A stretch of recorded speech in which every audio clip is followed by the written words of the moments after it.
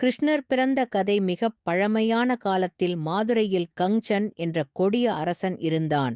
அவன் தனது சகோதரி தேவகியை வசுதேவர் என்பவருடன் திருமணம் செய்து வைத்தான்.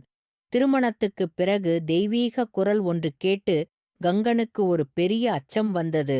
அந்தக் குரல், "7வது குழந்தை மட்டும் உயிர் பிழைக்கும், ஆனால் 8வது குழந்தை உன்னை அழிக்கும்" என்று சொன்னது.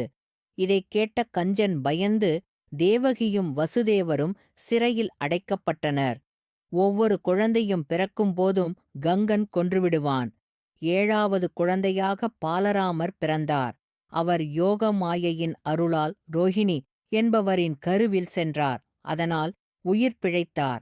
பின்னர் 8வது குழந்தையாக தேவகிக்கு விஷ்ணுவின் அவதாரம் பிறக்கப் போவதாகத் தெரிய வந்தது. ஒரு நள்ளிரவு வானம் முழுவதும் அமைதியாக இருந்தபோது தேவகிக்கு அழகான குழந்தை கிருஷ்ணர் பிறந்தார். அவர் நீல நிறத்தில், முகத்தில் தெய்வீக ஒளி பொலிவுடன் இருந்தார். அவருடைய தலையில் மயிலிறகு போன்ற காட்சி, கழுத்தில் களியான மலர் மாலையுடன் திகழ்ந்தார். அந்தக் கணமே சிறைக் கதவுகள் தாமாகத் திறந்தன. காவலர்கள் அனைவரும் ஆழ்ந்த நித்திரையில் விழுந்தனர். அப்போது வசுதேவர் அந்தக் குழந்தையை ஒரு மூட்டையிலே வைத்து கருமுகிலான இரவில் யமுனை நதியைத் தாண்டிச் சென்றார். நதியில் நீர் பெருக்காக இருந்தாலும் யமுனை தேவையாய் விலகி குழந்தையை காக்கும் விதமாக பாதையை அமைத்தது. வசுதேவர் குழந்தையை கோபாலர்கள் வாழும் கோகுலத்தில் யசோதா, நந்தகோபர் வீடு சேர்த்தார். அங்கே யசோதாவுக்கும் அதே நேரம் ஒரு பெண் குழந்தை பிறந்திருந்தாள்.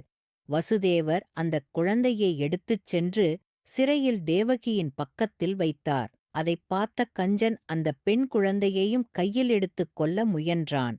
ஆனால் அந்தக் குழந்தை யோகமாயை.